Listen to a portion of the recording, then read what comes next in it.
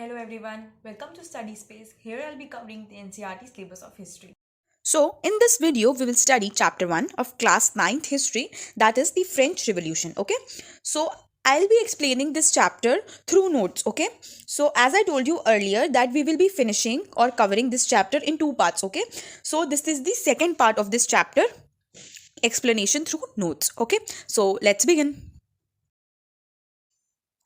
France अबॉलिशेस monarchy and becomes a republic. अब ऐसा क्या हो गया भाई जो फ्रांस ने मोनार्की का ही त्याग कर दिया, बहिष्कार कर दिया और वो रिपब्लिक बन गया, यानी एक डेमोक्रेटिक कंट्री बन गई। Louis XVI had signed the constitution, but he entered into secret negotiations with the King of Prussia. Rulers of other neighboring countries too were worried by the development in France and made plans to send troops to stop the revolutionary events taking place. Before this could happen, the National Assembly voted in April 1792 to declare war against Prussia and Austria. Thousands of volunteers joined the army from the provinces. People saw this war as a war of the people against kings and aristocracies all over Europe. The patriotic song Marseille, composed by the poet Roger d'Isle, was sung for the first time by the volunteers of Marseille as they marched into Paris, which is now the national anthem of France. यानी कि जो हमारे Louis 16 थे, उन्होंने constitution को मान्यता भले ही दे दी थी और उसे एक्सेप्ट कर लिया था, बट उन्होंने कुछ secret negotiations king of Prussia के साथ में साइन कर लिए थे। ठीक है कि मतलब नहीं, छुप छुपा के ऐसे कॉन्ट्रैक्ट उन्होंने साइन कर लिए थे कि आप हमारी मदद करिएगा जब हम आपको बोलें, और ये सब रिवोल्यूशन रुकवाने में, क्योंकि आसपास के राजा जो थे उन्हें भी थोड़ा डर लग रहा था कि जो नेबरिंग कंट्रीज़ के किंग्स थे कि ये जो फ्रांस में डेवलपमेंट्स हो रहे हैं, जैसे वो कॉन्स्टिट्यूशन आ रहा है, नेशनल असेंबली बन रही है, ऐसे ही हमारी कंट्रीज़ में ना होने लगे। इसकी वजह से इन्होंने ऐसे प्लान्स बनाने शुरू कर दिए कि हम अपनी आर्मी को भेजेंगे और वहाँ पे जो रिवोल्यूशनरी क्रांतिकारी इवेंट्स हो रहे हैं उनको बंद करवा देंगे, रुकवा देंगे। पर ऐसा कुछ हो पाता उससे पहले क्या हुआ कि जो हमारी क्या कहते हैं नेशनल असेंबली है, उसमें वोटिंग हुई कि एक प्रपोजल पास होने की, तो उन्होंने वो वोटिंग में वो प्रपोजल जीत गया और जिसकी वजह से हमारी नेशनल असेंबली ने प्रूशिया और ऑस्ट्रिया के अगेंस्ट वॉर डिक्लेयर कर दिया। ओके, तो बहुत हज़ारों की तादाद में से वॉलंटियर्स सामने से आए जो फ्रांस की आर्मी में पार्ट लेना चाहते थे कि हम युद्ध लड़ेंगे, हमें मौका दीजिए, हम पार्ट लेंगे, हम फ्रांस की तरफ से युद्ध लड़ेंगे, क्योंकि लोगों ने ऐसा समझ लिया था कि ये जो युद्ध है वो लोगों के बीच में और राजाओं के बीच में है। ठीक है, राजाओं के बीच में है और उनकी क्रूअल शासन के बीच में है। ठीक है, जो ये क्या कहते हैं अनइक्वल, ठीक है, ये लोग रूल कर रहे हैं लोगों पर, उसके खिलाफ ये जो है जंग वो लड़ी जा रही है। उतने में एक पेट्रियाटिक सॉन्ग लिखा गया मरसाए, ठीक है, वो लिखा रॉजर दीसले ने, एक पोएट ने, और इसको पहली बार मरसाए के लोगों ने गाया था। ठीक है, जब वो पेरिस में आ रहे थे, ठीक है, वॉर में पार्टिसिपेट करने के लिए। अब ये मरसाए फ्रांस का नेशनल एंथम है। Okay, so you have to remember the poet's name and the patriotic song which is now the national anthem of France. Okay, so अब हम आगे बढ़ते हैं। So the revolutionary was bought losses and economic difficulties to the people. Okay, the Constitution of 1791 gave political rights only to the richer sections of society. Huh? And political clubs were established by the people who wished the government to discuss the government policies and plan their own forms of actions. The most successful of these clubs was that of the Jacobins. Okay, तो Jacobins clubs जो था वो सबसे successful clubs में से एक था. Okay, so next is the member of the Jacobin club belonged mainly to less prosperous sections of society, such as small shopkeepers, artisans, as well as servants and daily wage workers. Their leader was Maximilian Robespierre. Jacobins start wearing long striped trousers and came to be known as the sans-culottes. Sans-culottes, okay, literally meaning those without knee breeches. Okay, in the summer of 1792, the Jacobins planned a revolt of a large number of the people of Paris who were angered by the short supplies and the high prices of food. Okay, तो आइए हम ये सारे points देख लेते हैं एक बारी।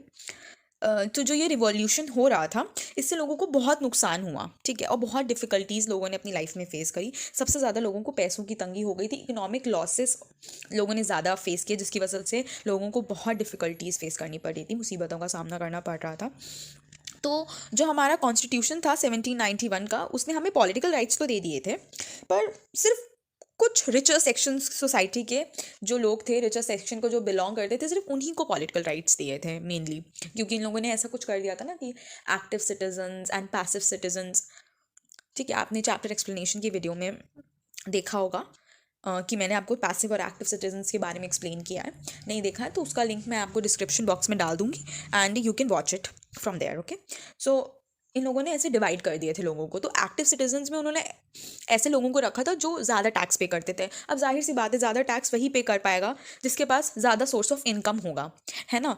इसलिए तो वो इनडायरेक्टली रिचर सेक्शन में ही आ जाते थे सोसाइटी के वो लोग, जिन्होंने पॉलिटिकल राइट्स मतलब जिनको मिले थे कॉन्स्टिट्यूशन के थ्रू। ओके, सो इसलिए उन्होंने कुछ गरीबों के लिए नहीं किया था, उन्होंने भी अपना फ़ायदा ही देखा कि जो टैक्स हमें ज़्यादा पे करेगा उसी को हम अपने पॉलिटिकल राइट्स देंगे।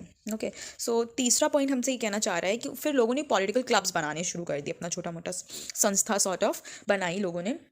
और लोग ऐसा चाहते थे कि सरकार उनकी प्रॉब्लम्स भी डिस्कस करे, उनकी क्या कहते हैं उनकी पॉलिसीज़ को भी मान्यता दे, उन्हें भी बोलने का अधिकार दे, पर ऐसा नहीं हो रहा था। तो उन्होंने सोचा कि हम खुद ही अपने पॉलिटिकल क्लब्स छोटे मोटे बना लेंगे और अपने तरीके से अपनी लड़ाई लड़ेंगे, है ना, क्योंकि कोई हमारी बात सुन तो रहा नहीं है, तो क्या करें वो लोग, बताइए, है ना। इस वजह से उन्होंने ऐसा डिसाइड किया। ठीक है, फिर तो उनमें से जो सबसे फेमस वाला जो पॉलिटिकल क्लब था वो था जैकोबिन्स का। ओके, तो ये सबसे सक्सेसफुल था और मतलब जो सबसे ज़्यादा कामयाब था। ओके, वो जैकोबिन्स वाला था। और जैकोबिन क्लब्स के जो मेंबर थे वो बेसिकली थोड़े लेस प्रॉस्परस सेक्शन से बिलोंग करते थे सोसाइटी के, यानी कि जिनके पास पैसा थोड़ा कम है, एज इफ मिडिल क्लास और लोअर मिडिल क्लास पीपल। ठीक है, वो ज़्यादातर मेंबर्स थे जैकोबिन क्लब्स के। ठीक है, तो उनमें आते थे स्मॉल शॉपकीपर्स, आर्टिसंस यानी कारीगर, छोटे मोटे दुकानदार, नौकर, सर्वेंट्स, डेली वेज वर्कर्स यानी जो लाइक मिस्त्री वगैरह का काम नहीं करते, दिहाड़ी पे जो लोग काम करते हैं, ठीक है, उनको बोलते हैं daily veg workers. I hope you know that. खैर आगे बढ़ते, तो उनका जो लीडर था वो था Maximilien Robespierre. Okay, so you have to remember this name that Maximilien Robespierre was the leader of the Jacobin club. Okay, actually इसके बारे में हम आगे काफ़ी कुछ पढ़ेंगे। Okay, so you have to remember, you have to concentrate on this name basically. Okay, so Jacobins ने long striped trousers पहनने शुरू कर दिए थे। लॉन्ग स्ट्राइप्ड ट्राउजर्स मीन्स जो लंबी लंबी धारी के ट्राउजर्स होते हैं वो उन्होंने पहनने शुरू कर दिए थे, लंबी लंबी धारी वाले पैंट जिसे बोलते हैं। ठीक है, और उनको सैंसक्यूलॉट्स बोला जाता था। सैंसक्यूलॉट्स का मतलब होता है वो लोग जो नी ब्रीचेस नहीं पहनते। नी ब्रीचेस क्या होते थे, वो जो नी तक यानी घुटने तक हमारे लंबे लंबे बूट्स आते हैं ना, पहले बहुत चलते थे। ये हम लोग अभी 18th सेंचुरी की बात करें आई थिंक, तो उसमें उस समय बहुत ट्रेंड में थे। और जो बहुत अमीर लोग होते थे ना, जो एकदम रिच सेक्शन से बिलोंग करते थे सोसाइटी के, वो लोग नी ब्रीचेस पहनते थे, मतलब घुटने तक के बूट्स आते थे लंबे लंबे। ठीक है, उनको नी ब्रीचेस बोलते हैं। तो वो लोग जो रिचर सेक्शन से बिलोंग करते थे, हाई क्लास वाले लोग सोसाइटी के, वो पहनते थे नी ब्रीचेस यानी लंबे लंबे बूट्स। ठीक है, तो एक तरीके से जैकोबिन वाले क्लब्स के मेंबर्स ने ये जो नी ब्रीचेस थे या लंबे लंबे बूट्स, इनका बहिष्कार कर दिया था, नहीं पहनते थे। ठीक है, और अब उन्होंने अपने लिए long striped trousers sort of fashion बना लिया था और वो उसे फॉलो करते थे। ठीक है, तो इनको सैंसक्यूलॉट्स बोला जाता था। Sansculottes means those without knee breeches, जो लोग एज इफ नी ब्रीचेस नहीं पहनते उन्हें सैंसक्यूलॉट्स बोलते थे। ठीक है, तो सैंसक्यूलॉट्स इन्हें बोला गया। Okay, next, in the summer of 1792, गर्मियों में हुआ क्या, 1792 में जैकोबिन्स ने एक रिवोल्ट प्लान किया, एक विरोध सॉर्ट ऑफ क्रांतिकारी कुछ प्लानिंग करी। और कुछ ज़्यादा लोग इकट्ठा हुए पेरिस में, और जो लोग गुस्से में थे एक्चुअली। ठीक है, लोग गुस्से में क्यों थे, क्योंकि जो फूड था, अनाज था, उसकी सप्लाई बहुत कम थी। ठीक है, और प्राइस बहुत ज़्यादा, सप्लाई की शॉर्टेज हो गई है, कमी हो गई है, अनाज की कमी हो गई है। इसकी वजह से दाम बहुत ज़्यादा अनाज के बढ़ गए थे, जिसकी वजह से लोग बहुत गुस्से में थे और नाराज़ हो रहे थे। ठीक है, इस वजह से उन्होंने रिवोल्ट प्लान किया समर 1792 में। सो जो मैं मार्क करती जा रही हूँ वो आपको याद रखना है, ओके, एज इंपॉर्टेंट पॉइंट्स। सो अब हम आ जाते हैं अपने नेक्स्ट पॉइंट्स पर। पहला है on August 10 they stormed the palace of Tuileries massacred the king's guards and held the king himself as hostage for several hours. Later, the assembly voted to imprison the royal family. Elections were held. From now on, all men of 21 years and above, regardless of wealth, got the right to vote. The newly elected assembly was called the Convention. On 21st September 1792, it abolished the monarchy and declared France a republic. Louis XVI was sentenced to death by a court on the charge of treason. The Queen Marie Antoinette met with the same fate shortly after. Okay. So हुआ क्या? 10 अगस्त को लोगों ने palace of ट्यूलरस पे हमला कर दिया और किंग्स के गार्ड्स को मार डाला, ठीक है, और किंग को बंदी बना के रखा काफ़ी घंटों तक, ठीक है। फिर असेंबली में वोटिंग कराई कि जो रॉयल फैमिली है उसे रिहा कर देना चाहिए, ठीक है। इसकी इलेक्शंस हुए, वोटिंग हुई, पर वोटिंग में ऐसा कुछ नहीं हुआ कि मतलब रॉयल फैमिली को रिहा कर दें, इसकी मान्यता खारिज कर दी गई, ओके। फिर बाद में इलेक्शंस हुए, फिर नए जब असेंबली बनी तो उसमें क्या निकला कि अब से 21 ईयर्स के अबव जितने भी आदमी हैं, अभी भी औरत नहीं, remember this, okay, only man not women, okay, regardless of wealth, यानी चाहे गरीब हो या अमीर, ठीक है, कोई फर्क नहीं पड़ता, ठीक है, उनको वोटिंग का अधिकार है। they have the right to vote, okay, they have the right to vote regardless of wealth, okay. So newly elected assembly was called the convention. Newly elected assembly को हम बोलते थे convention, okay. So 20 September 21st में क्या हुआ? 1792 सितंबर 21 में France ने monarchy को एबॉलिश कर दिया, उसका बहिष्कार कर दिया और अपने आप को रिपब्लिक घोषित कर दिया, यानी एक डेमोक्रेटिक कंट्री घोषित कर दिया जिसमें कोई मोनार्की नहीं होगी, यानी कोई किंगशिप नहीं होगी, कोई डिक्टेटरशिप नहीं होगी। लुइस 16 को फांसी की सज़ा सुना दी गई थी on the charge of treason, यानी धोखाधड़ी के इल्ज़ाम में, गद्दारी जिसे बोलते हैं, अपने ही लोगों से, अपनी ही कंट्री से गद्दारी के इल्ज़ाम में उसे फांसी की सज़ा सुना दी गई थी। बाद में जो उनकी पत्नी थी, क्वीन थी मैरी एंटोनेट, उनके साथ भी यही हुआ, मतलब उन्हें भी फांसी दे दी गई थी, ओके। सो मैं बार बार आप लोगों से कह रही हूँ कि मैं जो मार्क करती जा रही हूँ वो इंपॉर्टेंट पॉइंट्स हैं, फिर चाहे वो कोई नाम हो, डेट हो या ईयर हो या इवेंट हो, इंसिडेंट हो, कुछ भी हो, ताकि वो पॉइंट्स आप याद कर सकें एंड अपने एग्ज़ाम पेपर में लिख सकें, you will get good marks, okay. So अब हम नेक्स्ट टॉपिक पे अपने आ गए, द रेन ऑफ टेरर पे, okay. So the reign of terror, the period from 1793 to 1794 is referred to as the reign of terror, as Robespierre followed a policy of severe control and punishment. All his enemies, ex-nobles, clergy, members of other political parties, even members of his own party who did not agree with his methods were arrested, imprisoned and guillotined, okay. Robespierre's government issued laws placing a maximum ceiling on wages and prices. Meat and bread were rationed. Peasants were forced to transport their grain to the cities and sell it at prices fixed by the government. The use of more expensive white flour was forbidden, and all citizens were required to eat the equality bread, a loaf made of whole wheat. Instead of traditional monsieur, sir, and madam, all French men and women were addressed as citoyen and citoyenne. That means citizen. ठीक है? For men, I guess it's citoyen, and for females, I guess it's like citoyenne. Okay, so it's a French word which means citizen. Okay, दोनों का मतलब ही citizen होता है, and so men were called citoyen and women were called citoyenne, okay, instead of sir or madam, ठीक है।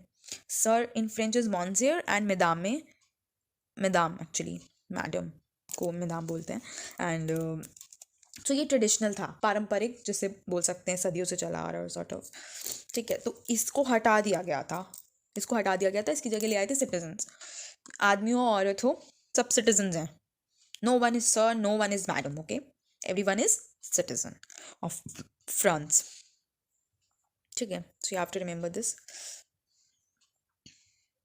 क्या changes आए थे, ठीक है। फिर है रेन ऑफ टेरर, उस पीरियड को बोलते हैं, the time period between 1793 to 1794, the period of 1 year, ठीक है। 1793 से 1794 के इस पीरियड को हम रेन ऑफ टेरर बोलते हैं। क्यों? क्योंकि यहाँ पे जो हमारे लीडर आ गए थे एज इफ वो आ गए थे रॉबर्सबेरी। लीडर सॉर्ट ऑफ वो किंग नहीं थे, असेंबली के लीडर थे बेसिकली। जो ना हमारी नेशनल असेंबली बनी थी जिसे हम अभी कन्वेंशन बोल रहे थे, न्यूली इलेक्टेड असेंबली बनी थी उसको, उसके हेड थे रॉबर्सबेरी। ठीक है। इन्होंने क्या कहते हैं, कठोर दंड देने की इन्होंने पॉलिसी अपनाई थी और चालू करी थी।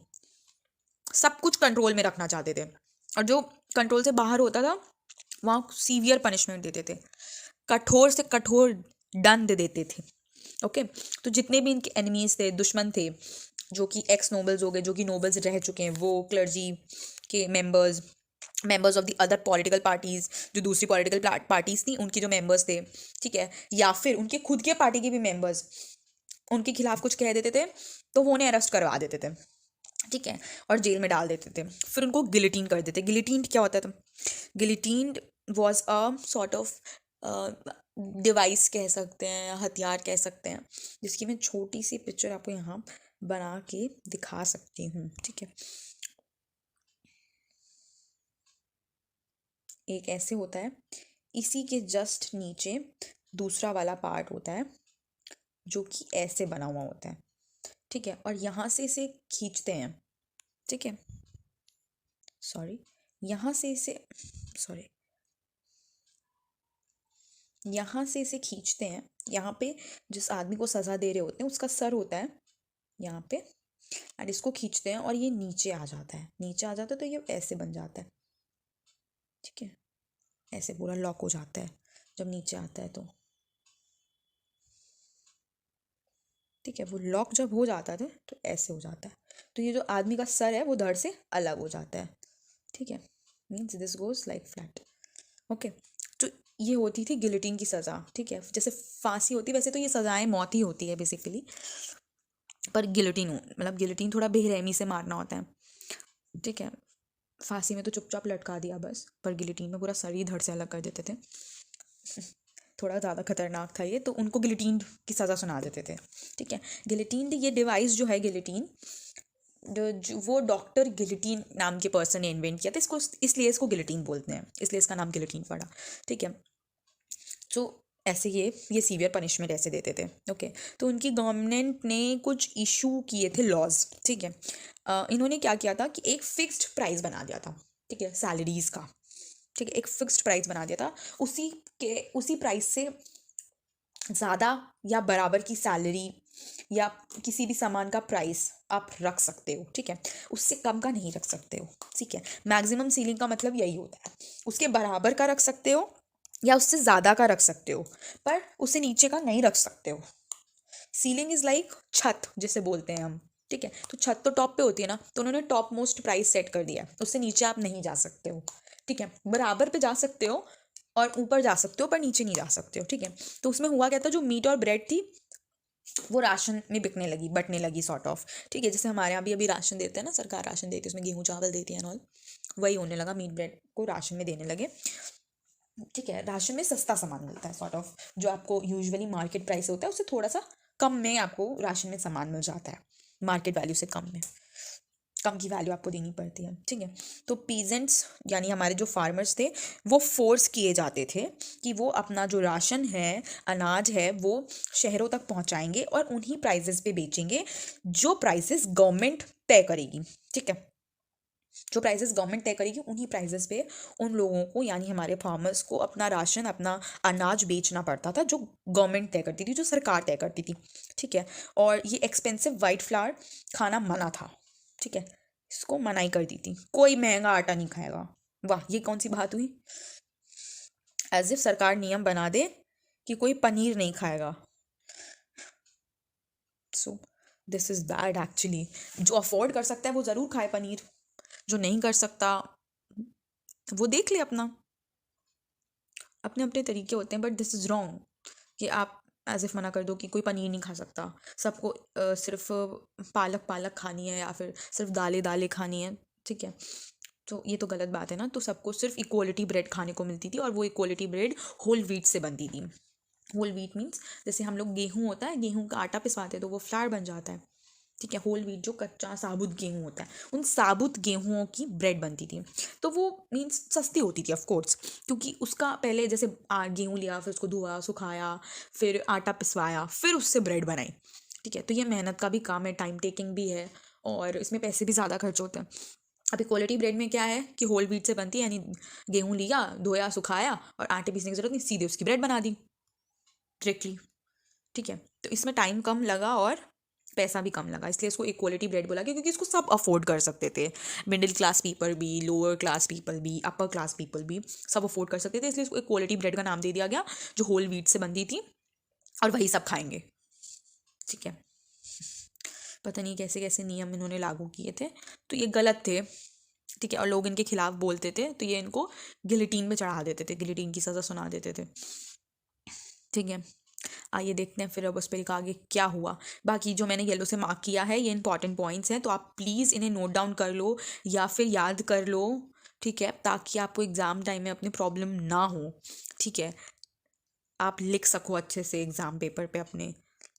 That is all I want, कि आप लोग अच्छे नंबरों से पास हो। ओके, खैर आगे चलते हैं। Churches were shut down and their buildings converted into barracks और office. Robespierre pursued his policies so harshly that even his supporters began to demand moderation. ठीक है, finally he was convicted by a court in July 1974, arrested on the next day, sent to the guillotine. The guillotine is a device consisting of two poles and a blade with which a person is beheaded. It was named after Dr. Guillotine, who invented it. तो क्या हुआ, churches को बंद करके, जितने भी church थे उनको सबको बंद कर दिया, और उनकी बिल्डिंग्स को इन्होंने ऑफिसेस बना दिया। वाह, मंदिरों को ऑफिस बना दो, एज इफ इमेजिन कोई आपके मंदिरों को तोड़ फोड़ के ऑफिस बना दे वहाँ पे, अच्छा लगेगा। गलत बात है ये सब, क्यों करना है? इतनी जगह कम पड़ रही है आपको कि आप मंदिरों को या चर्चेस को फॉर एग्जांपल शट करके, बंद करके ऑफिसेस बनवा रहे हो वहाँ पे। ठीक है, उनकी पॉलिसीज़ जो थी, उनके जो लॉज थे, उनके जो नियम थे रॉबेस्पेरी के, वो इतने हार्श थे, इतने कठोर थे लोगों पर, कि उनके जो खुद के सपोर्टर्स थे, ठीक है, जो रॉबेस्पेरी के सपोर्टर्स थे, ठीक है, चहीते थे, जो उनको सपोर्ट करते थे, वो भी उनसे कहने लगे कि थोड़ा मॉडरेट हो जाइए। ठीक है, थोड़ी सख्ती कम करिए। ठीक है, थोड़ी नम्रता से पेश आइए लोगों से। ठीक है, पर रॉबेस्पेरी कहाँ मानने वाले थे, वो तो अपने लोगों को भी सूली पर चढ़ा देते थे। नहीं माने तो फिर क्या हुआ, दैट जुलाई 1794 में उनको अरेस्ट कर लिया गया। वोटिंग हुई असेंबली में, अरेस्ट कर लिया गया, फिर उसी के अगले दिन, जिस दिन अरेस्ट किया उसके जस्ट नेक्स्ट डे उनको गिलिटीन कर दिया गया। जैसे वो लोगों को गिलिटीन करते थे वैसे उनको गिलिटीन कर दिया गया। ठीक है, सही है। और गिलिटीन तो मैं आप लोगों को एक्सप्लेन कर ही चुकी, क्योंकि एक डिवाइस होता है जिसपे दो पोल्स होते हैं। ठीक है, और बीच में ब्लेड होती है। ठीक है, वहाँ पे जो आदमी होता है उसका सर रखा जाता है, फिर वो खच्च से ब्लेड उसकी गर्दन पे मार दी जाती है और आदमी का सर धड़ से अलग हो जाता है। ठीक है, ये एक डिवाइस था, इसको डॉक्टर गिलिटीन ने बनाया था, इसलिए इसका नाम गिलिटीन पड़ गया। ओके, तो ये इंपॉर्टेंट मैं मार्क कर दे रही हूँ, आप लोगों को आसानी होगी एग्ज़ाम में लिखने के लिए अगर आप इसे याद कर लेंगे तो। Make a note out of it. Okay, make a note और maybe a sticky note, यही सब बना लो, स्टिकी नोट्स बना लो या फिर शॉर्ट में नोट्स बना लो, या जो मैं ये नोट्स से ही पढ़ा रही हूँ, यही नोट्स की पीडीएफ आपको डिस्क्रिप्शन में मिल जाएगी, वो पीडीएफ वहाँ से डाउनलोड करके सेव कर लो, बाद में उस पीडीएफ से खुद पढ़ लो। ना समझ में आए वो पीडीएफ, कोई पॉइंट का एक्सप्लेनेशन चाहिए हो, नहीं समझ में आ रहा, then go through this video, and इस वीडियो में भी कुछ आपको नहीं समझ में आ रहा, then you can comment down in the comment box below. Okay, if you have any doubt related to the topic, आपको कोई पॉइंट नहीं समझ में आ रहा, ठीक है, या फिर आपको चैप्टर में से कोई टॉपिक नहीं समझ में आ रहा, तो मैं उसका शॉर्ट में अलग से वीडियो बना दूंगी अगर आप लोग बोलोगे तो। ठीक है, just you have to comment. Okay,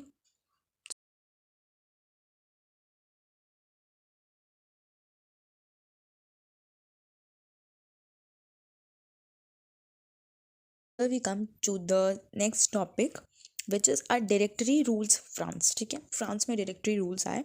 ठीक है, तो पहला पॉइंट है, new constitution was introduced which denied the vote to non propertied sections of society.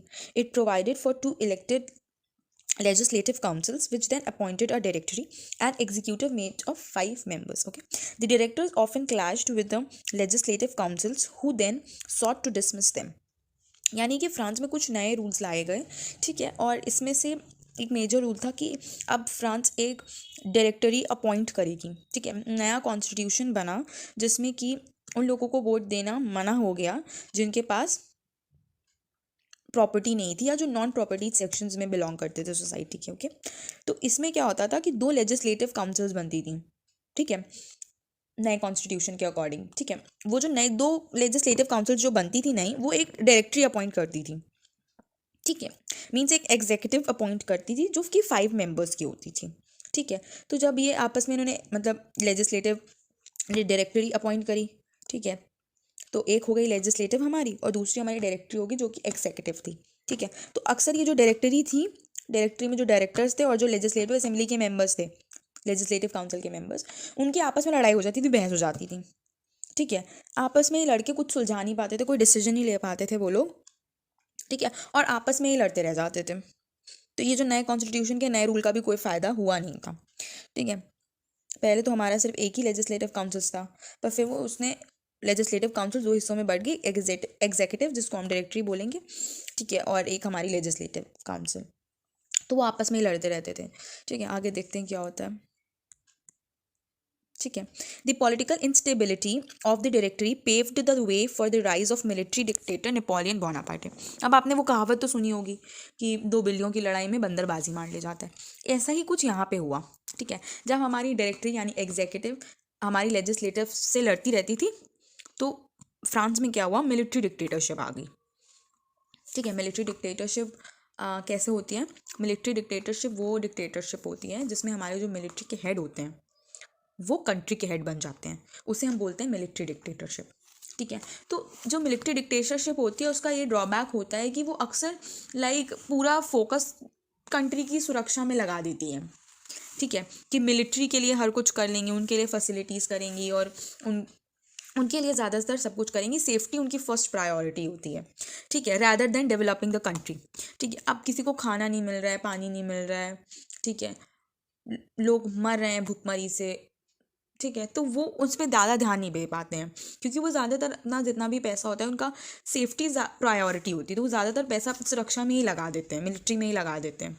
ठीक है। तो इसलिए मिलिट्री डिक्टेटरशिप नहीं चल पाती है, ठीक है। वो मिलिट्री के लोगों का ही ज़्यादा वो करते हैं, सपोर्ट करते हैं, ठीक है, आम आदमी की बात पे इतना ध्यान नहीं देते हैं, ठीक है, और थोड़े स्ट्रिक्ट भी होते हैं, ठीक है, सॉफ्ट कॉर्नर नहीं होता है, ठीक है। तो वो इतना नहीं सुनेंगे, अगर फॉर एग्जांपल किसी पे झूठा केस लगा है, झूठा आरोप में कोई है, तो वो स्ट्रेट एंड फॉरवर्ड उसको एक्सेप्ट कर लेंगे, उसकी तह तक नहीं जा पाएंगे, उनको सॉफ्ट कॉर्नर नहीं होता उनको कि हाँ ये गुनहगार है उसको सज़ा दे दो। तो इसलिए थोड़े बहुत ड्रॉबैक आ जाते हैं मिलिट्री डिक्टेटरशिप के, ठीक है। तो वो मिलिट्री डिक्टेटर हमारा कौन बन गया, Napoleon Bonaparte, okay. Political instability आने से फ्रांस में directory paved the way to the rise of military dictator Napoleon Bonaparte. अब हम देखते हैं वुमेन रिवोल्यूशन, ठीक है। Women revolution, from the very beginning, women were active participants in revolution. Okay, they hoped that their involvement would pressurize the revolutionary government to introduce measures to improve their lives. Most women of the Third Estate had to work for a living as laundresses, sellers, domestic servants in the houses of prosperous people. Most women did not have access to education or job training. To discuss and voice their interest, women started their own political clubs and newspapers. The Society of Revolutionary and Republican Women was the most famous of them. तो भाई women का क्या role था हमारे France के revolution में, वो हम अभी इन पॉइंट्स में जानेंगे। वुमेन शुरुआत से ही एक एक्टिव रोल प्ले कर रही थी रिवोल्यूशन में, ठीक है। उनको ऐसा लगता था कि अगर रिवोल्यूशन आएगा और रिवोल्यूशनरी गवर्नमेंट बनेगी, जो नई सरकार बनेगी, वो हमारे लिए कुछ ऐसे कायदे कानून लाएगी जो कि हमारी ज़िंदगी को थोड़ा बेहतर बना सकेंगे, ठीक है। पर ऐसा कुछ नहीं हुआ था, ठीक है।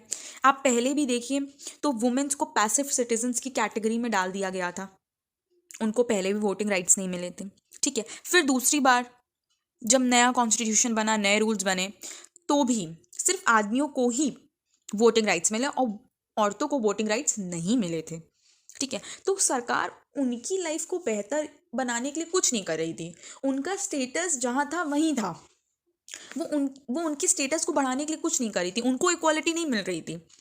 सरकार ने इक्वालिटी इक्वालिटी जैसे बड़े शब्दों का इस्तेमाल तो कर लिया था, पर वो सिर्फ आदमियों का फर्क मिटाने के लिए था कि किसी आदमी को अमीर गरीब ना बोलो।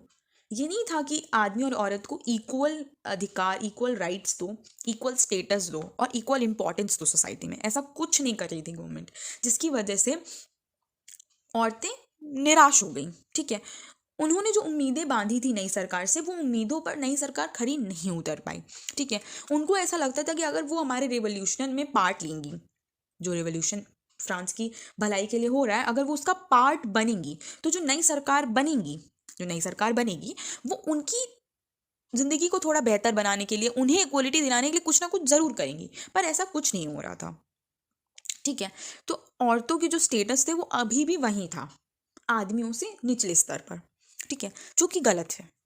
आगे देखते हैं क्या होता है, पहले इसमें देख लेते हैं। They hope that their involvement, ये क्या कहते हैं, इंपॉर्टेंट पॉइंट है, मैं ये मार्क कर रही हूँ। ठीक है, अब इसमें क्या था, ज़्यादातर औरतें लॉन्ड्रेसेस मीन्स लॉन्ड्री में काम करती थी, कपड़े धोने का। ठीक है, सेलर्स मीन्स कुछ भी बेचना, जैसे फूल बेच दिए, बैंगल्स बेच लिए। डोमेस्टिक सर्वेंट्स यानी घर में जो हमारे मेड्स आती हैं काम करने के लिए, उनका काम करती थी अमीर लोगों के घर पर। ठीक है, तो औरतों को ऐसे ऐसे काम करने पड़ रहे थे। ठीक है, और उन्हें घर भी चलाना पड़ रहा था। ठीक है, तो वो काम भी करें और अपना घर भी चलाएं। ठीक है, सब कुछ वो करें, पर उन्हें इक्वल राइट्स नहीं दिए जा रहे थे, उन्हें इक्वल स्टेटस नहीं दिया जा रहा था। उन्हें यहाँ तक कि एजुकेशन का भी राइट नहीं था और जॉब ट्रेनिंग का भी राइट नहीं था। नहीं, हम लोग जॉब, जैसे कोई भी जॉब हायर करते हैं आजकल, हर जॉब के लिए ट्रेनिंग लगती है पहले। ठीक है, पर उनको ना जॉब ट्रेनिंग का राइट था, ना उनको एजुकेशन का राइट था। ठीक है, काम भी तो वो बराबर का कर रही हैं ना, तो उनको क्यों नहीं उनके राइट्स मिल रहे हैं? उनको तो इनफैक्ट एजुकेशन तक का राइट नहीं है, जॉब ट्रेनिंग जैसी चीज़ों का भी राइट नहीं है। ठीक है, तो अपनी जो मांगे हैं उनको आवाज़ देने के लिए और अपनी मांगों को सरकार के सामने प्रस्तुत करने के लिए औरतों ने फैसला किया कि वो भी अपने पॉलिटिकल क्लब्स बनाएंगी, सामाजिक संस्थाएं बनाएंगी, जिस और अखबारों के जरिए अपनी बात सरकार तक पहुंचाएंगी। ठीक है, तो इसमें से जो सबसे फेमस वाली पॉलिटिकल क्लब था वो था society of revolutionary and Republican women. ठीक है, ये रिवोल्यूशनरी और रिपब्लिकन वुमेन, ये आप याद रखिएगा क्योंकि ये सबसे फेमस था पॉलिटिकल क्लब वुमेन्स का।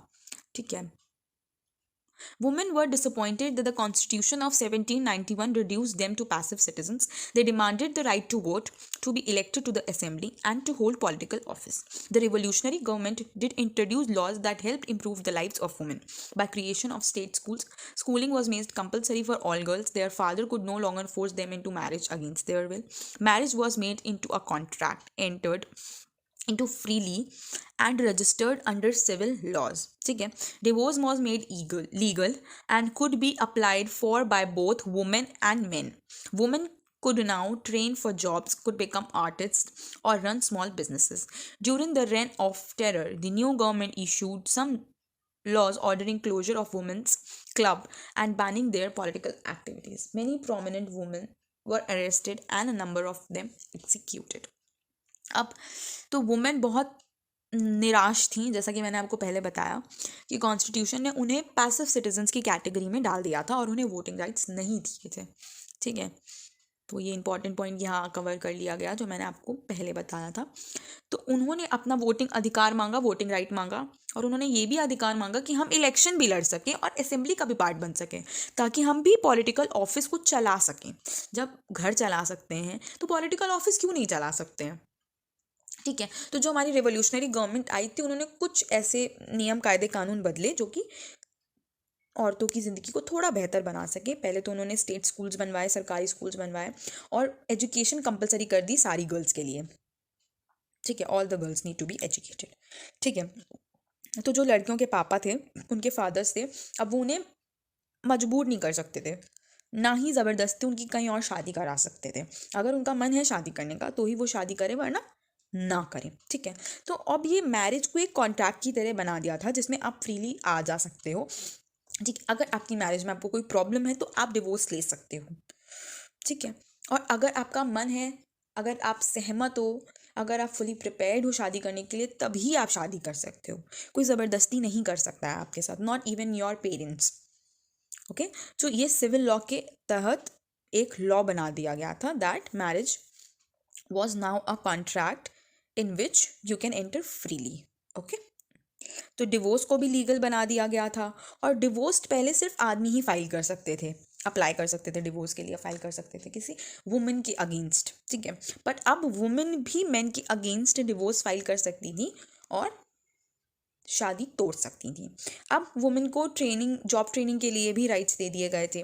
वो कारीगर भी बन सकती थी, आर्टिस्ट, ठीक है, और छोटे मोटे व्यापार भी चला सकती थी अगर उनका मन करे तो। रेन ऑफ टेरर जो था हमारा, उसके दौरान गवर्नमेंट ने कुछ ऐसे लॉज बनाए थे जिसमें उन्होंने वुमेन्स के पॉलिटिकल क्लब्स पे बंधक लगा दी थी, उनको रोक दिया था कि नहीं, वुमेन पॉलिटिकल क्लब्स नहीं बना सकती हैं, और जो उनकी पॉलिटिकल एक्टिविटीज़ उन क्लब्स में हो रही थी उनको भी बैन कर दिया था, खारिज कर दिया था, ठीक है, अमान्य घोषित कर दिया था। बट इसी दौरान, रेन ऑफ टेरर के दौरान ही काफ़ी प्रोमिनेंट वुमेन अरेस्ट भी हुई थी और कुछ को एग्जीक्यूशन भी मिला था, यानी सजाए मौत भी मिली थी। ओके, आगे देखते हैं। It was finally in 1946 that women in France won the right to vote. See, अभी हम कौन सी सेंचुरी की बात कर रहे हैं? 18th सेंचुरी की। और वोटिंग राइट्स कब मिल रहे हैं वुमेन को फ्रांस में? 1946, यानी 20th सेंचुरी में। नाउ इमेजिन, पूरी 2 सेंचुरीज का अंतर है, पूरी 2 सेंचुरीज का अंतर है। ये भी नहीं है कि 1 साल 2 साल या 20 साल, पूरी 2 सेंचुरीज। सेंचुरीज मीन्स 200 साल। Can you imagine? इससे अच्छा तो हमारा इंडिया है, जैसे ही इंडिपेंडेंस मिली थी वैसे ही वोटिंग राइट्स वुमेन को दे दिए गए थे। मालूम है ना, universal adult franchise, UAF, every citizen of India above 18 years of age has the right to vote without any discrimination between caste, creed, class, color, gender. The abolition of slavery, the unwillingness of Europeans to go and work in the colonies in the Caribbean, which were important suppliers of commodities such as tobacco, indigo, sugar, and coffee, created a shortage of labor on the plantations. Thus, the slave trade began in the 17th century. French merchants sailed from their ports to the African coast, where they bought slaves from local chieftains. Branded and shackled, the slaves were packed tightly into ships for the 3-month-long voyage across the Atlantic to the Caribbean. There they were sold to plantation owners. The exploitation of slave labor made it possible to meet the growing demand in European markets for sugar, coffee, and indigo. Port cities like Bordeaux and Nantes owed their economic prosperity to the flourishing slave trade. यानी कि अब हम देखेंगे जो slavery थी उसका abolition France में कैसे हुआ, ठीक है। तो यूरोपियंस जो थे वो वहाँ पे जाके काम नहीं करना चाहते थे। कहाँ पे जाके काम नहीं करना चाहते थे? कैरेबियन की कॉलोनीज में, ठीक है। पर कैरेबियन की कॉलोनीज को वो छोड़ भी नहीं सकते थे, क्योंकि कैरेबियन की कॉलोनीज जो थी वो इंपॉर्टेंट सप्लायर्स थी कुछ इंपॉर्टेंट कमोडिटीज़ की, जैसे कि टोबैको, शुगर, कॉफ़ी, इंडिको, ठीक है, जिसकी वजह से वहाँ पे लेबर की शॉर्टेज हो गई कि भाई यहाँ से जाके कोई यूरोप के लोग वहाँ जाके काम करेंगे नहीं, तो शॉर्टेज तो हो ही जाएगी लेबर की प्लांटेशंस पर। तो जो खेती बाड़ी करते थे लोग, उनकी शॉर्टेज हो गई वहाँ पे। तो अब उन्होंने एक दास का व्यापार शुरू कर दिया, दास व्यापार, दासों को खरीदने बेचने का, कि आपकी इच्छा हो ना हो, आप हमारे दास हो तो हम आपको जहाँ भेजेंगे आपको वहाँ जाके काम करना ही करना पड़ेगा। ये कब शुरू हुआ? 17th सेंचुरी में, ठीक है, लेबर की शॉर्टेज होने पर। तो जो फ्रेंच मर्चेंट्स थे वो अपने पोर्ट से, यानी कि इधर फ्रेंच के पोर्ट से अफ्रीकन कोस्ट पर जाते थे नाव से सेल करके, और उधर से वो लोग स्लेव्स खरीद के लाते थे, दास खरीद के लाते थे लोकल चिफ्टन्स से, ठीक है, अफ्रीका के लोकल चिफ्टन से वो लोग दास खरीद के लाते थे। यहाँ से फ्रेंच मर्चेंट्स जाते थे और अफ्रीकन कोस्ट से दास खरीद कर लाते थे, ठीक है। तो ये लोग दास खरीद कर लाते थे। फिर उसके बाद जैसे क्या कहते हैं, क्लोथ्स पे ब्रांड का धप्पा लगाया जाता है, वैसे ही स्लेव्स पर ब्रांड का ठप्पा जाने लगा कि ये जो है ये इतने रुपए का, ये इतने रुपए का, ये इतना काम कर लेता है, ये उतना काम कर लेता है, ठीक है। और वैसे ही कपड़ों की तरह उन्हें भर दिया गया डब्बों में, शिप्स में, ठीक है। और उनसे 3 month लॉन्ग वॉयज, यानी 3 महीने की लंबी यात्रा उन्हें करनी पड़ती थी अटलांटिक से कैरेबियन जाने में। उन्हें 3 महीने की लंबी यात्रा करनी पड़ती थी, जैसे कि कोई इंसान ना हो के सामान हो जो इधर से उधर भेजे जा रहे हैं, ठीक है। फिर उधर वो लोग जाके प्लांटेशन ओनर्स, जो वहाँ के लैंड ओनर्स थे, जिन खेत के जो मालिक थे, उनको बेच दिया जाता था स्लेव्स को, ठीक है। तो यहाँ से इनका एक्सप्लॉयटेशन शुरू हो जाता था, ठीक है। अब इन लोगों को अपनी डिमांड बनाए रखनी थी यूरोपियन मार्केट्स में, क्योंकि कॉफ़ी, शुगर, इंडिगो की डिमांड बढ़ रही थी। जाहिर सी बात है, पॉपुलेशन भी बढ़ी रही थी समय के साथ साथ, तो डिमांड्स तो बढ़ेंगी, ठीक है। इसकी वजह से इनको और लेबर चाहिए थे, तो वहाँ पे लेबर्स का खूब एक्सप्लॉयटेशन होने लगा, ठीक है। और जो पोर्ट सिटीज़ थी बोर्डो और नॉन्ट, इनसे उनका फ़ायदा ही फ़ायदा था, ठीक है, क्योंकि ये जो थे दास व्यापार को बढ़ावा देते थे, ठीक है, क्योंकि इनको इकोनॉमिकली फ़ायदा हो रहा था। ये अपना शुगर, कॉफ़ी, इंडिगो बेच रहे थे मस्त, हाँ, और दासों का व्यापार कर रहे थे, जिससे कि इनको फ़ायदा होता था। इसकी वजह से ये दास व्यापार को बढ़ावा भी दे रहे थे। तो जो मैं येलो से मार्क करती जा रही हूँ, वो आपको इंपॉर्टेंट पॉइंट है, ओके। तो अब हम आ जाते हैं नेक्स्ट पेज पर। तो जो हमारी नेशनल असेंबली थी, उसने देखते हैं कैसे एक्शन लिया, ठीक है। The national assembly held long debates for about whether the rights of men should be extended to all French subjects including those in the colonies, but it did not pass any laws fearing opposition from businessmen whose incomes depended upon the slave trade. Jacobin regime in 1794 abolished slavery in the French colonies. However, 10 years later, Napoleon reintroduced slavery. Slavery was finally abolished in French colonies in 1848. तो हमारी जो national assembly थी, उसमें कई लंबी बहसें हुई इसको लेके, डिबेट्स छेड़ी गई कि हमें जो मौलिक अधिकार आदमियों को फ्रेंच में दिए हैं, वो ही मौलिक अधिकार हमें फ्रेंच के कॉलोनीज में जो आदमी रहते हैं, जो इंसान रहते हैं, जो लोग रहते हैं, उनके लिए भी वही सेम मौलिक अधिकार घोषित कर देने चाहिए। पर ऐसा कुछ हुआ नहीं। क्यों नहीं हुआ? क्योंकि जो हमारे नेशनल असेंबली के लोग थे, वो डर रहे थे। किससे डर रहे थे? ठीक है, कि जो बिजनेसमैन है वो अपोज करेंगे, ठीक है, क्योंकि उनको इनसे फायदा हो रहा है। जो बिजनेसमैन है उनको तो फायदा हो रहा है दास व्यापार से, ठीक है, क्योंकि उनकी तो इनकम बंधी हुई है, तो वो तो अपोज करेंगे ही, ठीक है। इसकी वजह से वो कोई जजमेंट पास नहीं कर पा रहे थे नेशनल असेंबली के लोग, ठीक है। पर जो जैकोबिन रिजीम थी, जो 1974 में हमारे आई थी, मैक्सिमिलियन रॉबेस्पेरी, याद है, उन्होंने स्लेवरी को अबॉलिश कर दिया था फ्रेंच कॉलोनीज में, ठीक है, कि अब भैया वहाँ पे कॉलोनीज में दास व्यापार नहीं होगा, उसका हम बहिष्कार करते हैं। पर 10 साल बाद जब नेपोलियन बोनापार्टे आया फ्रांस में, तो फिर उसने स्लेवरी को दोबारा से लीगल बना दिया, ठीक है, कानूनी बना दिया कि ये गैर कानूनी नहीं है, आप दास व्यापार कर सकते हैं, ठीक है। पर जो हमारी स्लेवरी थी, जो दास व्यापार था, वो फाइनली फ्रेंच कॉलोनीज में अबॉलिश हुआ था 1848 में, ठीक है। तो शुरू हुआ था 17th सेंचुरी में, ठीक है, और एंड हो रहा है 19th सेंचुरी में, ठीक है। इसमें भी पूरी 2 सेंचुरीज का अंतर है। 2 सेंचुरीज मीन्स 200 साल, ठीक है। तो काफ़ी स्ट्रगल किए लोगों ने अपने ही राइट्स को पाने के लिए, ठीक है। पहले तो हमारी औरतों ने स्ट्रगल किया राइट टू वोट पाने के लिए, अब बेचारे ये स्लेव्स कर रहे हैं, ठीक है, कि हमें हमारे एटलीस्ट मौलिक अधिकार तो दो, और कोई अधिकार मत दो, तो हम भी इंसान है, हमें उसी की तरह ट्रीट करो। सामान की तरह क्यों ट्रीट कर रहे हो? माना गरीब है, हमारे पास कुछ नहीं है, इसका मतलब ये थोड़ी ना है कि आपकी जान कीमती और हमारी जान कुछ नहीं। हमारी जान खिलौना तोड़ दिया, बेच दिया, खरीद लिया, ये गलत है, ठीक है। तो हम देखते हैं the revolution in everyday life, मतलब जो फ्रांस में रिवोल्यूशन हो रहा था, वो लोगों की रोज़मर्रा की ज़िंदगी में उन्हें क्या इफेक्ट डाल रहा था, उनका क्या इम्पैक्ट डाल रहा था, और लोग इससे प्रभावित हो रहे थे कि नहीं हो रहे थे, ये हमें पता चलेगा, ठीक है। After the storming of the Bastille in the summer of 1789 was the abolition of censorship, ठीक है। The Declaration of the Rights of Man and Citizens proclaimed freedom of speech and expression to be a natural right. Newspapers, pamphlets, books, and printed pictures flooded the towns of France, from where they traveled rapidly into the countryside and described and discussed the events and changes taking place in France. Plays, songs, and festive processions attracted large number of people, which was one way they could grasp and identify with ideas such as liberty or justice.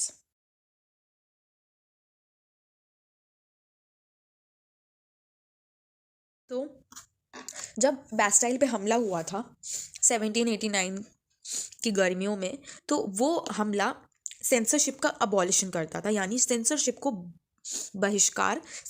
का बहिष्कार करता था। अब censorship क्या होती है? Censorship is the suppression of words, suppression of ideas, और suppression of expressions और स्पीच ठीक है। तो फॉर एग्जांपल अगर हम गवर्नमेंट के खिलाफ कुछ बोलते हैं, ठीक है, उसको अपोज करते हैं, ठीक है, तो गवर्नमेंट सेंसरशिप लगा देती है कि हमें कोई अधिकार नहीं है अपनी स्पीच और एक्सप्रेशन को व्यक्त करने का, ठीक है, उन्हें लोगों को बताने का, ठीक है, हमारे आइडियाज़ क्या, हमारे थॉट्स क्या, हमारी सोच क्या है, ये हम नहीं बता सकते हैं लोगों को, ठीक है। ये होती है सेंसरशिप। अक्सर गवर्नमेंट ऐसा करती है, ठीक है, और जो मोनार्की वाली गवर्नमेंट होती थी, किंगशिप वाली, वो अक्सर ऐसा करते थे कि सेंसरशिप लगा देते थे कि राजा के खिलाफ कोई नहीं बोलेगा या गवर्नमेंट के खिलाफ कोई नहीं बोलेगा, ठीक है, उनके खिलाफ बोलने पर रोक लगा देते थे। वो किसी भी तरीके से हो सकता है, स्पीच के थ्रू हो सकता है, आप एक्सप्रेशन के थ्रू अपोज कर रहे हो उनको, या फिर आप राइटिंग्स के थ्रू अपोज कर रहे हो, इमेजेस के थ्रू अपोज कर रहे हो, तो वो सब चीज़ों पर रोक लगा देते थे। तो पर ये जो सेंसरशिप थी उसका अबॉलिशन हो गया था, ठीक है। और जो इंसान के मौलिक अधिकार हैं, ठीक है, उनमें right of freedom of speech और एक्सप्रेशन भी ऐड कर दिया था एज अ नेचुरल राइट, यानी कि जन्मसिद्ध अधिकार। नेचुरल राइट मीन्स जन्मसिद्ध अधिकार। हमको हक है कि हम अपनी सोच बयां कर सकते हैं लोगों के सामने, हम अपोज कर सकते हैं किसी भी डिसीजन का, ठीक है, हम अपने थॉट्स लोगों को बता सकते हैं, ठीक है।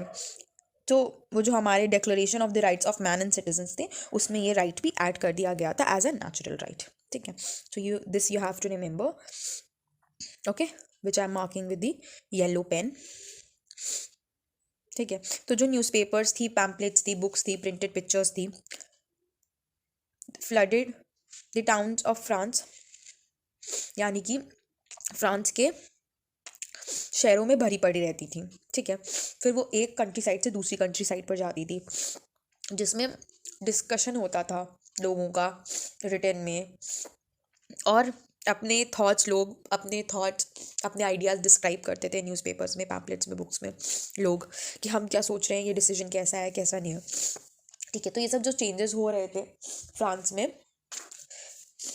वो उसके बारे में लोग लिखते थे न्यूज़पेपर्स में, पैम्पलेट्स में, बुक्स में, या फिर प्रिंटेड पिक्चर्स के थ्रू बताते थे लोगों को कि वो सही है, गलत है, लोग अपोज कर रहे हैं, साथ दे रहे हैं, उनके रीजंस क्या है अपोज करने के, उनके रीजंस क्या है साथ देने के, सब कुछ लिखा रहता था, ठीक है। क्योंकि अब सेंसरशिप का अबॉलिशन हो गया था, तो हम लोग ये सब लिख सकते थे और लोगों तक पहुंचा भी सकते थे। तो जो प्लेस यानी नाटक, सॉन्ग्स यानी गाने, और फेस्टिव प्रोसेशंस यानी कि जो त्योहारों पर मेले वगैरह लगाए जाते हैं, इसकी तरफ बहुत लार्ज नंबर में पीपल अट्रैक्ट होते थे, ठीक है। तो ये भी एक तरीका बन गया था जिससे लोग नॉलेज गेन कर सकते हैं कि लोगों के दिमाग में क्या चल रहा है, कैसे थॉट्स हैं, कैसे आइडियाज़ आ रहे हैं फिलोसफर्स के पास में। जैसे लिबर्टी और जस्टिस एक मेन हमारा वो था, आइडिया बोल सकते हैं फिलोसफर्स का। लिबर्टी यानी फ्रीडम, जस्टिस यानी न्याय। तो इससे लोगों को न्याय और फ्रीडम की इम्पोर्टेंस पता चल रही थी, और ये ज़रूरी है, और ये हमारे जन्मसिद्ध अधिकार है कि लोगों को पता चल रहा था, ठीक है। सो ये भी इम्पॉर्टेंट पॉइंट है। देखो, जो मैं मार्क करती जाती हूँ वो इम्पॉर्टेंट पॉइंट इसीलिए है क्योंकि अगर आप इन्हें एग्ज़ाम पेपर में लिखते हैं तो you will gain a good points, okay, जिससे कि आपका टीचर इंप्रेस होगा कि हाँ, ये बच्चे को इंपॉर्टेंट पॉइंट्स याद है। देखो, इतना आपको डिटेल में अभी लिखना नहीं होता 9th-10th क्लास में। आप पॉइंट टू पॉइंट आंसर भी लिखोगे ना, तो टीचर बहुत इंप्रेस होके आपको अच्छे नंबर दे देगा, ओके। तो पॉइंट्स में ही चीज़ों को लिखो और याद करने की कोशिश करो, ठीक है। पहले पॉइंट में आप उस इवेंट का इंट्रोडक्शन दे सकते हो, दूसरे तीसरे पॉइंट में उस इवेंट को डिस्क्राइब कर सकते हो, उस इवेंट में क्या क्या चीज़ें हुई, किसने पार्टिसिपेट किया, कैसे हुआ, और फिर लास्ट में उसका कंक्लूजन लिख सकते हो कि उसका लोगों पे क्या इम्पैक्ट पड़ा, वो कैसे एंड हुआ, एंड एक्सेट्रा एक्सेट्रा। ऐसे आप अपना प्रॉपर आंसर फ्रेम कर सकते हो, ओके। खैर, हम लोग आगे चलते हैं। Rise of Napoleon Bonaparte, okay. After the end of rain of terror directly created political instability in 1804, Napoleon Bonaparte crowned himself Emperor of France. He conquered many neighboring countries and placed members of his family on the crown. Napoleon saw his role as a modernizer of Europe. He introduced many laws such as the protection of private property and a uniform system of weights and measures provided by the decimal system, ठीक है। Rain of terror के बाद में काफ़ी political instability आ गई थी, directory और legislative के बीच में लड़ाई झगड़े होने लगे थे। इसके बारे में मैं आपको पहले बता चुकी हूँ, ठीक है। तो इससे वो लोग अपने ही झगड़ों में उलझे रहते थे, तो लोगों की क्या भलाई की के लिए लॉज बनाएंगे और लोगों को क्या उनके राइट्स देंगे, ठीक है, जिसकी वजह से पॉलिटिकल इंस्टेबिलिटी आ गई, ठीक है। तो नेपोलियन बोनापार्टे ने इसी बात का फ़ायदा उठा लिया और 1804 में उसने फ्रांस का राजा की गद्दी पा ली, ठीक है। उसने खुद को बोल दिया कि अब मैं फ्रांस का राजा हूँ, ठीक है। नेपोलियन बोनापार्टे आ गया, ठीक है। उसने काफ़ी नेबरिंग कंट्रीज़ जो थी फ्रांस की उनको भी कॉन्कर कर लिया, उन पर भी कब्जा कर लिया और अपने फैमिली मेम्बर्स को वहाँ बैठा दिया, ठीक है। अपने फैमिली मेम्बर्स को भी वहाँ बैठा दिया, ठीक है। नेपोलियन को लगता था कि वो यूरोप का मॉडर्नाइज़र है, ठीक है। वो यूरोप में मॉडर्न मीन्स लाएगा, ठीक है। और लोग भी उसे देखने लगे थे कि भाई अब ये भला करेगा हमारा, ठीक है। ये पॉलिटिकल इंस्टेबिलिटी की वजह से लोग भी थोड़ा परेशान हो गए थे, तो लोगों ने नेपोलियन पे भरोसा कर लिया कि भाई चलो नेपोलियन ही हमारा मॉडर्नाइजर बन के आया है, लिबरेटर बन के आया है फ्रांस का, वो हमें फ्रीडम देगा, ठीक है। पर नेपोलियन खुद ही आसपास के देशों में कब्जा कर रहा था, ठीक है। पर उसने कई लॉज लेकर आए, ठीक है, कई रूल्स लेके आए। इसमें पहला था प्रोटेक्शन ऑफ प्राइवेट प्रॉपर्टी, यानी कि आपकी प्राइवेट प्रॉपर्टी आपकी है और उसकी रक्षा करना भी आपका कर्तव्य है, ठीक है। आपकी प्राइवेट प्रॉपर्टी आपकी है, आप उससे आपको कोई नहीं छीन सकता। जैसे कि अगर राजा ने कह दिया कल को कि लाओ ये प्रॉपर्टी मुझे पसंद आ गई, मुझे दे दो, ऐसा नहीं हो सकता। आपकी है, आपने खरीदी है, आप उसकी प्रोटेक्शन करो, आपको जो मर्जी है वो करो, ठीक है। और एक यूनिफॉर्म सिस्टम, एक फिक्स्ड सिस्टम लेके आया था वो वेट्स और मेजर्स का। पहले हम लोग फिट और फुट में नापते थे, ठीक है। किसी का फुट 6 इंच का है, किसी का 4 इंच का, तो फ़र्क नहीं आ गया। वो कहेगा नहीं मैं 6 इंच के फुट के हिसाब से लूँगा, वो कहेगा नहीं मैं 4 इंच के फुट के हिसाब से दूंगा। तो उसमें तो ये जो सिस्टम बना था कि फुट के हिसाब से देने वाला या फीट के हिसाब से देने वाला, ठीक है, तो वो सिस्टम गलत था, ठीक है। वो एक फिक्स्ड सिस्टम नहीं था जिसका कोई फिक्स्ड मेजरमेंट हो, इसलिए नेपोलियन डेसिमल सिस्टम लेके आया था, जो कि एक फिक्स्ड मेजरिंग सिस्टम बन गया था, ठीक है। तो ये दो इम्पॉर्टेंट लॉज हैं जो नेपोलियन लेके आया था, जो कि काफ़ी ज़्यादा ज़रूरी भी थे, ठीक है। इसीलिए लोग नेपोलियन को अपना मॉडर्नाइजर मानने लगे थे, ठीक है। अब चलते हैं नेक्स्ट पेज पे। Initially, many welcomed Napoleon as a liberator who would bring freedom for the people, but soon the Napoleonic armies came to be viewed everywhere as an invading force. He was finally defeated at Waterloo in 1815. ठीक है, इसी वजह से लोगों ने मानना शुरू कर दिया था कि नेपोलियन एक लिबरेटर है और वो फ्रीडम लेके आएगा, ठीक है, लोगों को आज़ादी देगा, न्याय करेगा, ठीक है। पर ऐसा नहीं हुआ था। नेपोलियन की आर्मी जल्द ही लोगों पर हमला करके उन पर कब्जा करने लगी थी, जगहों पर भी, ठीक है। जैसे काफ़ी ज़्यादा नेबरिंग कंट्रीज़ को कॉन्कर कर लिया था नेपोलियन ने और अपनी फैमिली के लोगों को वहाँ पे राजा बना दिया था, मैंने पहले भी आपको बताया, ठीक है। तो वो लोग इधर उधर तबाही मचाने लगे, लूटमार मचाने लगे, ठीक है। फिर Napoleon finally battle of Waterloo में हार गया था 1815 में। Battle of Waterloo, this you have to remember, okay. 1815 में जो मैं मार्क करती जा रही हूँ वो आप लोग भी मार्क करते जाइएगा, वो इंपॉर्टेंट है। तुम्हारा लास्ट है topic legacy of the French revolution, okay, so the ideas of liberty and democratic rights were the most important legacy of the French Revolution. They spread from France to the rest of Europe during the 19th century, where feudal systems were abolished. Later, these ideas adopted by Indian revolutionary strugglers Tipu Sultan and Raja Ram Mohan Roy, ठीक है। तो जो हमारे French revolution था उन्होंने लोगों पे बहुत अच्छा इम्पैक्ट डाला था। लिबर्टी और डेमोक्रेसी के जो आइडियाज़ थे वो काफ़ी ज़्यादा महत्वपूर्ण थे हमारे फ्रेंच रिवॉल्यूशन में, और ये काफ़ी ज़्यादा ये जो हमारे राइट्स थे, ह्यूमन राइट्स थे, हमारे मौलिक अधिकार थे, डेमोक्रेसी थी, फ्रीडम थी, लिबर्टी थी, इसके आइडियाज़ सिर्फ फ्रांस से होकर पूरे यूरोप में ही फैले थे, ठीक है, 19th सेंचुरी में, ठीक है। और पूरे यूरोप से ही फ्यूडल सिस्टम एबॉलिश कर दिया गया था। फ्यूडल सिस्टम वो सिस्टम होता था जहाँ richer section of society own करती थी प्रॉपर्टी को, ठीक है, और पुअर पीपल को अपने अंडर काम कराती थी, ठीक है। तो ये सारे लिबर्टी के, डेमोक्रेसी के, इक्वलिटी के, ह्यूमन राइट्स के, फंडामेंटल राइट्स के आइडियाज़ पूरे यूरोप में फैले फ्रांस से होकर। फ्रेंच रिवॉल्यूशन एक बहुत बड़ा इंपॉर्टेंट इंस्पिरेशन और एग्जाम्पल था इन सब चीज़ों का, ठीक है। बाद में यही आइडियाज़ हमारे इंडियन रिवोल्यूशनरी स्ट्रगलर्स ने भी अपनाए थे। वो है टीपू सुल्तान और राजा राम मोहन रॉय भी फ्रेंच रिवोल्यूशन से काफ़ी प्रभावित हुए थे और उन्होंने ये आइडियाज़ इंडिया में भी अपनाए थे और हमने भी लड़ाई लड़ी थी ब्रिटिश गवर्नमेंट से हमारे फ्रीडम के लिए। Okay, Thanks for watching. The notes of the related topic are given in the description box below. Please like, share and subscribe.